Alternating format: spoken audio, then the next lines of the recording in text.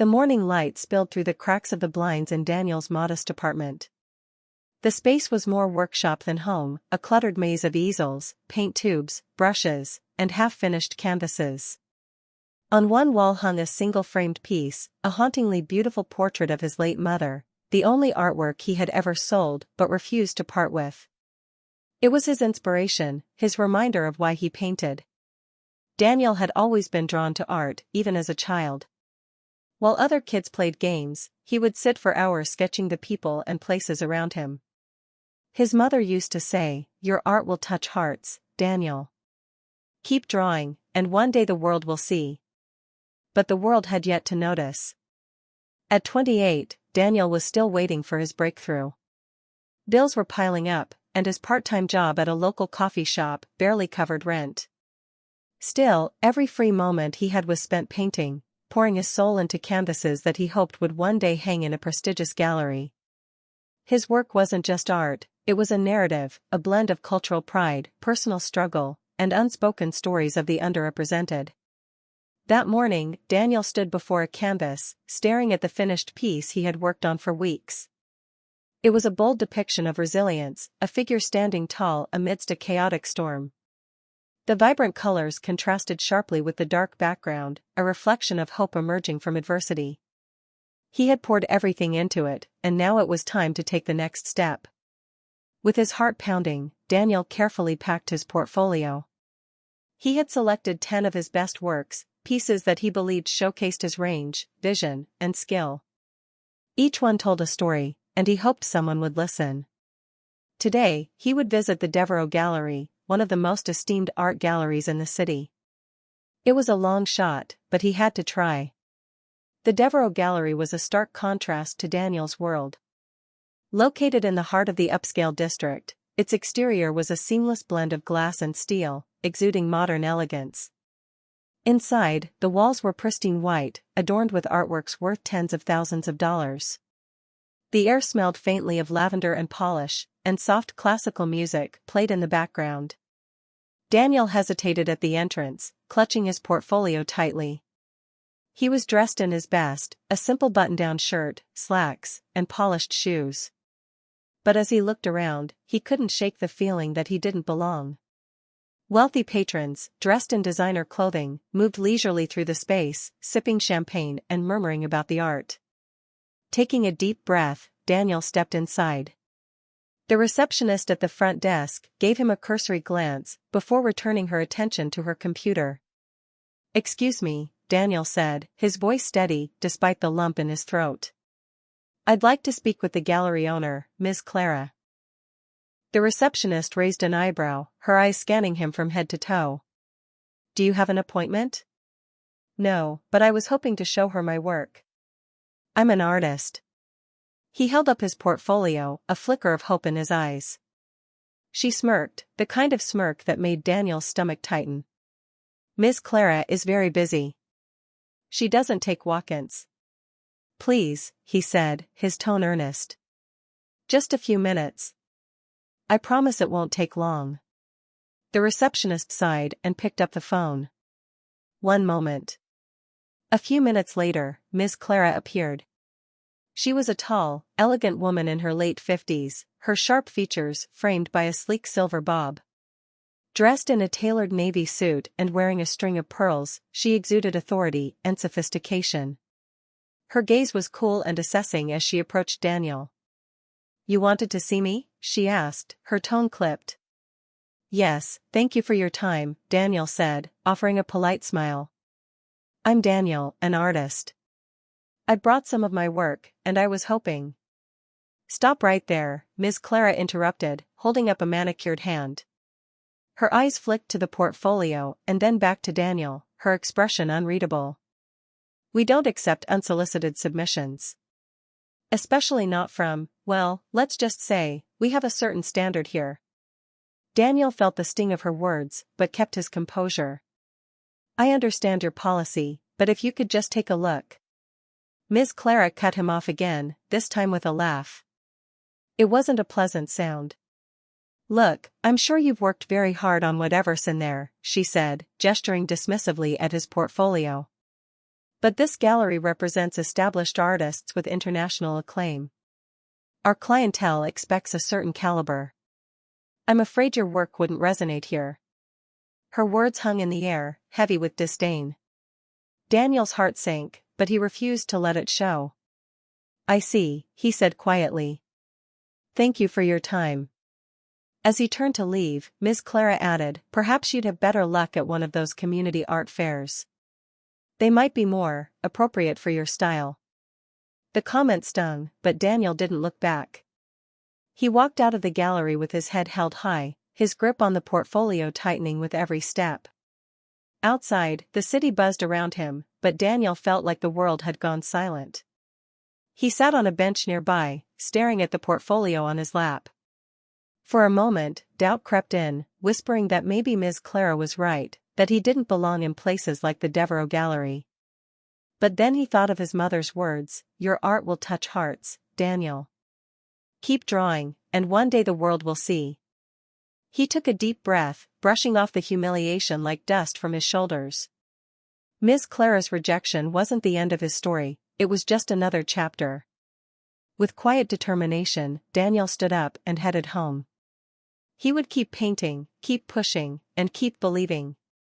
One day, they would see. One day, they would all see. The sting of rejection stayed with Daniel long after he left the Devereaux Gallery. It wasn't just the insult that Ms. Clara had hurled at him, it was the way she dismissed his work, without even looking at it.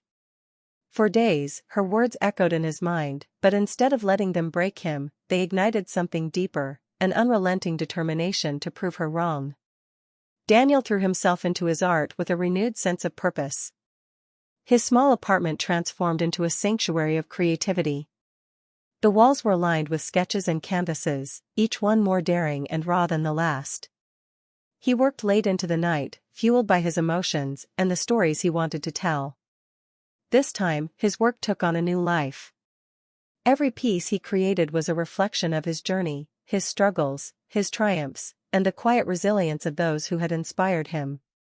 One painting depicted a young boy with a paintbrush standing before a towering mountain, the path ahead rugged but illuminated by a golden sunrise. Another showed a woman holding a cracked but still radiant lantern, her face etched with determination. In the midst of his solitude, Daniel began documenting his work online. He created a small website and started sharing his art on social media platforms, each post accompanied by a story about the inspiration behind the piece. He didn't have a large following, but those who stumbled upon his work were captivated.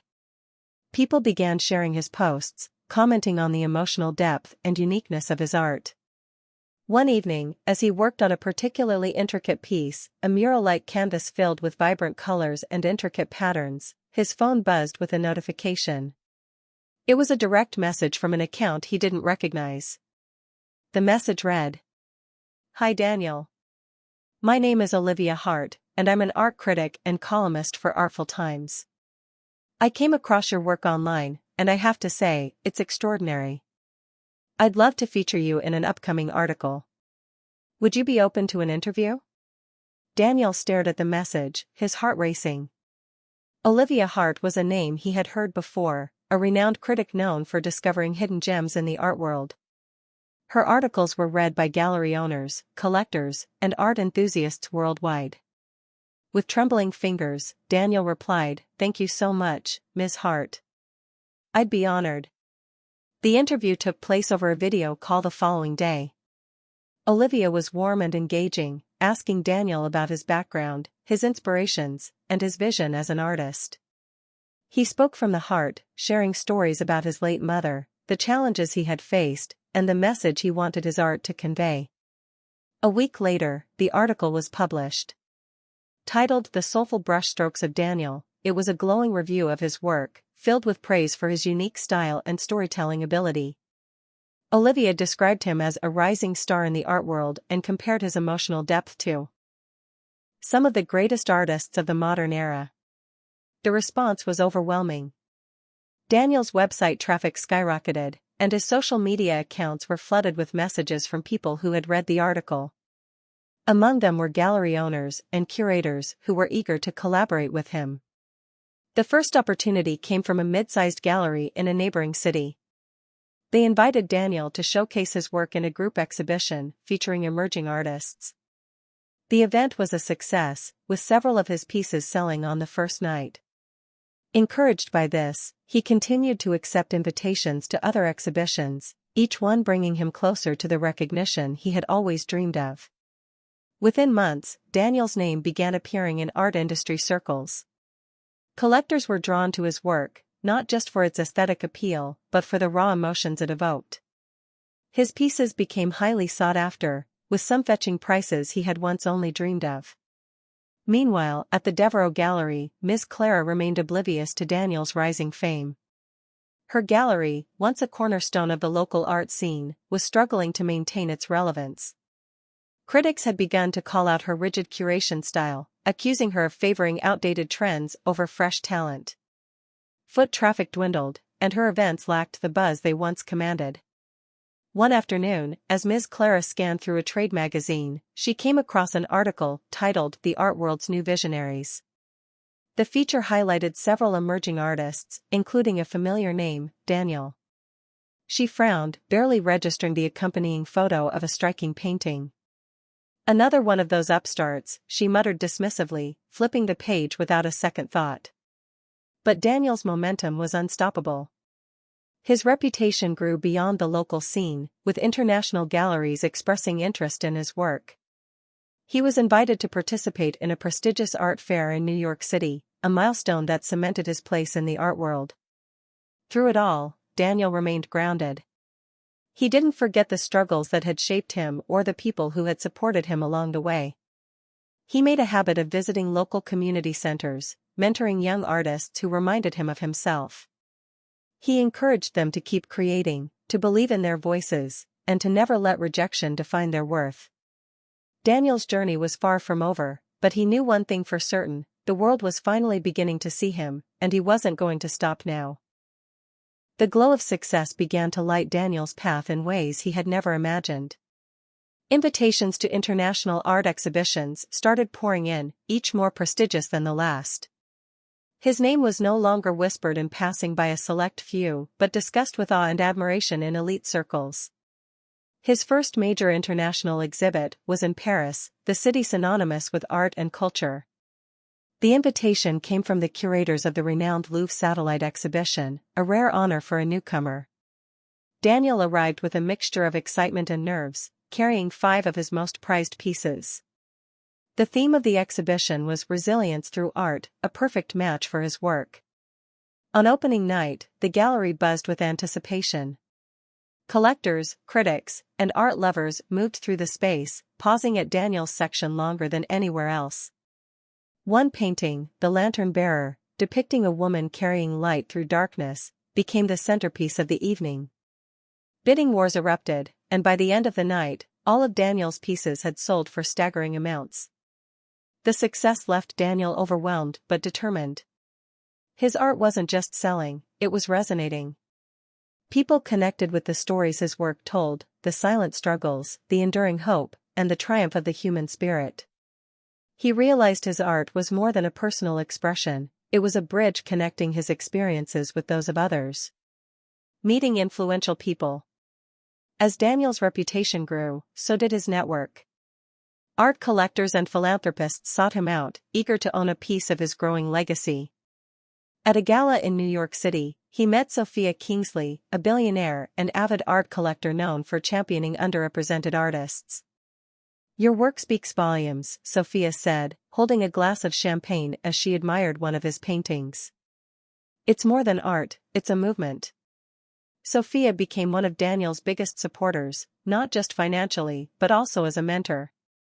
She introduced him to investors, gallery owners, and museum curators who could elevate his career to new heights. With her encouragement, Daniel began considering larger ambitions, projects that could impact the art world as a whole. At another event, Daniel connected with Javier Mendoza, the founder of a global art foundation. Javier invited him to participate in a mentorship program for young artists from disadvantaged backgrounds. Daniel eagerly agreed, seeing it as an opportunity to give back and uplift others who faced challenges similar to his own. A secret dream. Amid his growing success, Daniel harbored a private dream, one that had taken root the day Ms. Clara dismissed him. He wanted to buy the Devereux Gallery, not out of spite, but as a way to reclaim his dignity and transform the space into something greater. The gallery had been a symbol of rejection and exclusivity, but Daniel envisioned it as a beacon of inclusivity and innovation. He imagined its walls adorned with diverse art, its halls filled with voices and stories from every corner of the world. It wasn't just about the gallery, it was about the message. By transforming the Devereux Gallery, Daniel wanted to prove that barriers could be broken and that art could unite rather than divide. For months, he quietly worked on the logistics. He consulted with real estate advisors, studied the gallery's financials, and prepared a proposal.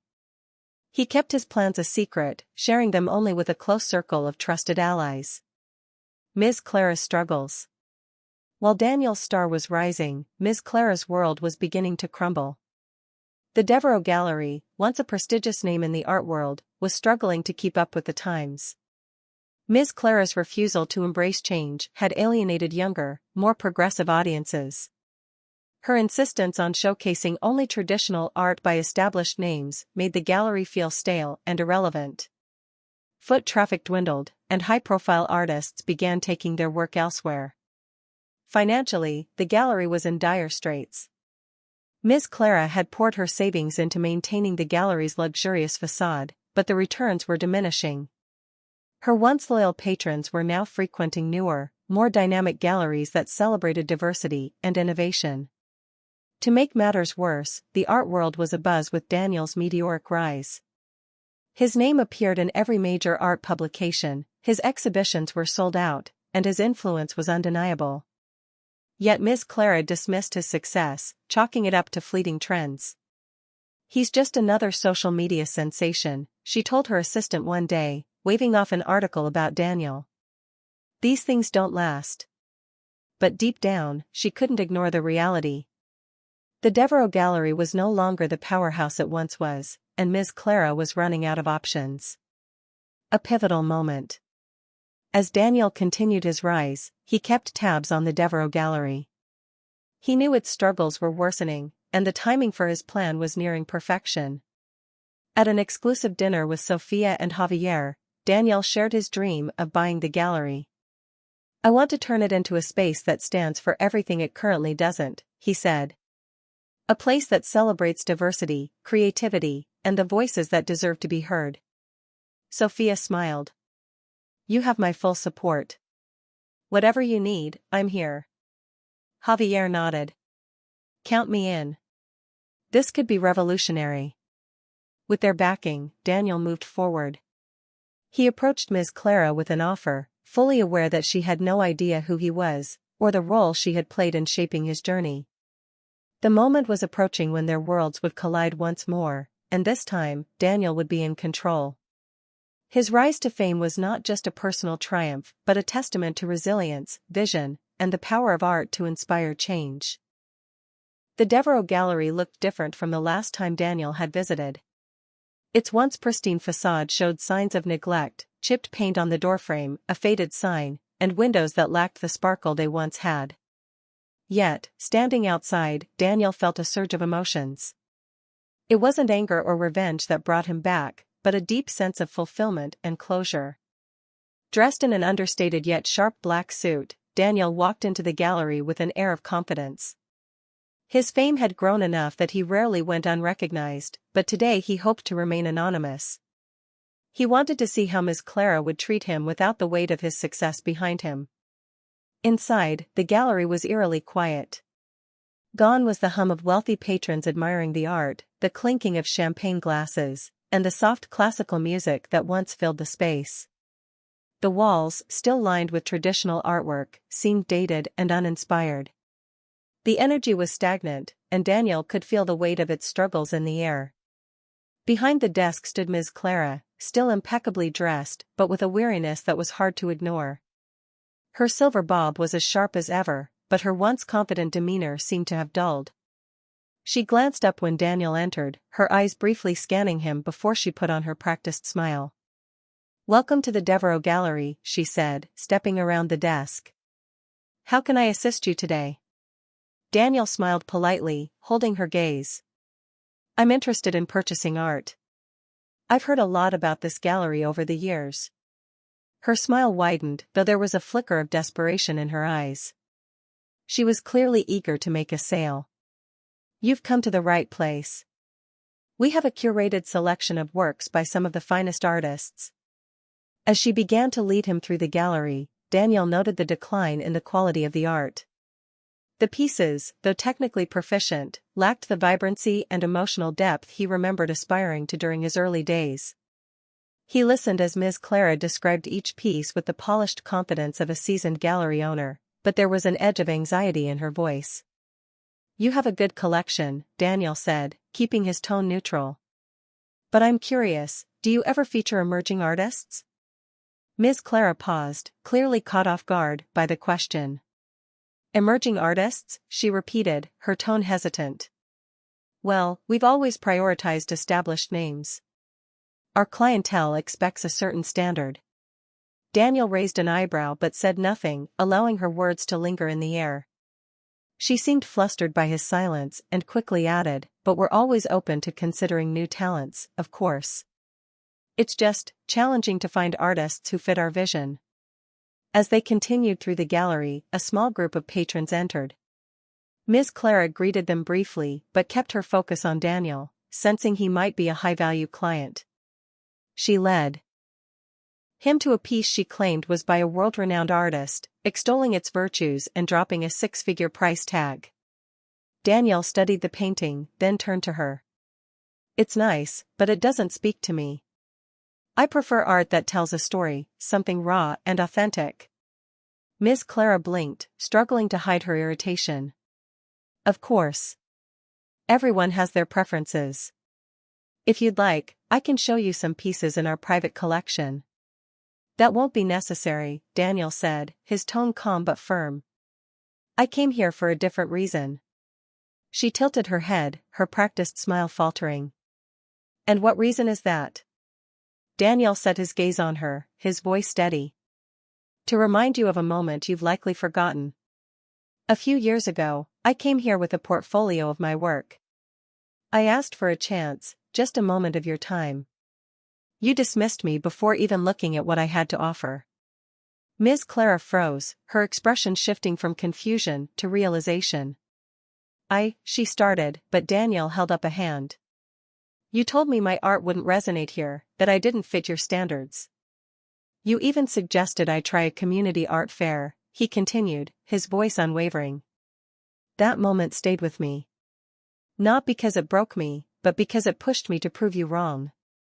The small group of patrons, drawn by the tension in the room, began to gather nearby, listening intently. Ms. Clara's face flushed, her usual composure unraveling. I don't recall, she stammered. If I said anything hurtful, it wasn't my intention. Daniel gave her a faint smile, one that held neither malice nor forgiveness. Intent doesn't erase impact, Ms. Clara. You judged me without knowing me, without giving my work a chance. And yet, here I am, standing in your gallery, not as a hopeful artist seeking approval, but as someone who has built his own path. The murmurs among the patrons grew louder. One of them, a young woman, spoke up. Wait, are you Daniel? The artist everyone's been talking about? Daniel turned to her and nodded. That's me. Gasps rippled through the group. Another patron, an older man, stepped forward. I saw your exhibition in New York. Your work is extraordinary. Ms. Clara's face turned pale as she realized the weight of her mistake. Her eyes darted between Daniel and the gathering crowd, her voice faltering. Mr. Daniel, I didn't mean to. Daniel raised a hand again, silencing her. What you meant isn't the point. What matters is how many other artists you might have dismissed, how many voices you might have silenced, because they didn't fit your narrow vision. The room fell silent, the patrons watching Ms. Clara with a mix of disappointment and judgment. Daniel took a deep breath, letting the tension dissipate. I didn't come here for an apology, he said finally. I came to show you that success doesn't come from gatekeepers. It comes from perseverance, passion, and the belief that our stories matter. With that, he turned to the patrons. Thank you all for your kind words. If you ever want to see my work, it's featured at galleries that embrace diversity and creativity. The crowd erupted in applause, their admiration for Daniel evident. Ms. Clara, now fully humbled, could only watch as he walked out of the gallery, his quiet dignity leaving an indelible mark on everyone present. As Daniel stepped onto the street, the weight of closure lifted from his shoulders. This was no longer about proving himself to others, it was about staying true to his vision and inspiring others to do the same. The announcement was made in a press release that sent ripples across the art world. Daniel had purchased the Devereaux Gallery. Once a symbol of exclusivity and outdated traditions, the gallery was now poised to become a beacon of change under its new ownership. The news was met with widespread curiosity, admiration, and, for some, a sense of poetic justice. For Daniel, this was more than a business acquisition, it was a declaration of his vision for the future of art. The gallery would no longer cater to a select elite but would become a space that celebrated diversity, innovation, and authenticity. His plans were ambitious, but he knew they were necessary. The transformation begins. The first order of business was a complete overhaul of the gallery, both physically and philosophically. Daniel enlisted a team of designers and curators who shared his vision. The stark white walls were replaced with warm, inviting tones. Spaces were designed to be accessible and inclusive, ensuring that every visitor felt welcomed. A section was dedicated to interactive exhibits, allowing visitors to engage with the art in meaningful ways. Daniel introduced an open submission policy for artists, ensuring that talent and vision took precedence over pedigree or connections. He established a panel of diverse curators who would evaluate submissions based on merit alone. The gallery's new mission statement was clear: art for everyone, by everyone. As the renovations progressed, Daniel also began reaching out to the community. He partnered with local schools, community centers, and nonprofit organizations to host workshops and mentorship programs for young, underprivileged artists. The gallery became a hub of activity, buzzing with creativity and collaboration. Ms. Clara's reflection. The news of Daniel's acquisition hit Ms. Clara hard. For decades, the Devereaux Gallery had been her pride and joy, a testament to her influence in the art world. But she couldn't deny that her rigid practices had contributed to its decline. The realization that her decisions had alienated countless artists and nearly destroyed her gallery was a bitter pill to swallow. In the weeks following the announcement, Ms. Clara chose to step away from the art scene, retreating to the privacy of her home. But as Daniel's plans for the gallery unfolded, she couldn't resist the urge to see what he was building. One afternoon, she arrived unannounced, stepping into the transformed space. The gallery was unrecognizable. The walls were adorned with vibrant, eclectic pieces from artists of all backgrounds. A group of young students was gathered in one corner, listening intently as an artist shared their creative process. The atmosphere was alive with energy and possibility. Daniel noticed her standing near the entrance and approached her. His expression was calm but unreadable. "Ms. Clara," he said, his tone polite but firm. "I didn't expect to see you here." She hesitated, then met his gaze. "I came to see what you've done with the place," she admitted. "It's remarkable." There was a long pause before she continued, her voice heavy with regret. "I owe you an apology, Daniel. I was wrong to dismiss you, to judge you without giving you a chance. I see now what I failed to see then, that art is about more than tradition or status. It's about connection, about telling stories that matter." Daniel studied her for a moment, then nodded. "Thank you for saying that. But this isn't about me. It's about creating a space where no one else has to experience what I did here." Ms. Clara nodded, tears glistening in her eyes. She knew her reputation was irreparably damaged, but in that moment, she felt a flicker of hope. Perhaps her mistakes could serve as a lesson for others. Inspiring change. Under Daniel's leadership, the gallery quickly became a cultural landmark. The first exhibition, titled Voices Unheard, featured works from artists who had faced rejection or discrimination in the industry. Each piece was accompanied by a story, giving visitors a deeper understanding of the artist's journey. The exhibition drew record-breaking crowds. Visitors from all walks of life came to experience the art and its powerful messages. Critics hailed the gallery as a revolutionary force in the art world, praising its commitment to inclusivity and innovation. Daniel didn't stop there. He launched a scholarship program for aspiring artists from marginalized communities, providing them with the resources and mentorship they needed to succeed. He also established a residency program, inviting artists to live and work at the gallery while sharing their knowledge with the community. One of the most impactful initiatives was the gallery's annual Art for Change Festival, which brought together artists, activists, and educators to explore the intersection of art and social justice. The festival became a platform for dialogue and collaboration, inspiring change far beyond the walls of the gallery. The legacy. Over time, the Devereux Gallery became more than a space for art, it became a symbol of hope and equality. It was a place where stories were told, voices were heard, and barriers were broken. Artists from around the world sought to be part of its mission, knowing that their work would be valued and celebrated. Daniel's influence extended beyond the gallery. He became a mentor, an advocate, and a leader in the art world, using his platform to challenge outdated norms and champion new perspectives. His story, from a struggling artist to a transformative force, inspired countless others to pursue their dreams and believe in their worth. The gallery's impact was felt far and wide, but for Daniel, its greatest achievement was the community it created. Standing in the center of the bustling space one evening, surrounded by art and the people it had brought together, he felt a deep sense of fulfillment. This was his legacy, not just the success he had achieved, but the doors he had opened for others. In transforming the Devereux Gallery, Daniel had done more than reclaim his dignity, he had created a space where everyone could thrive, a testament to the power of resilience, vision, and the unifying force of art.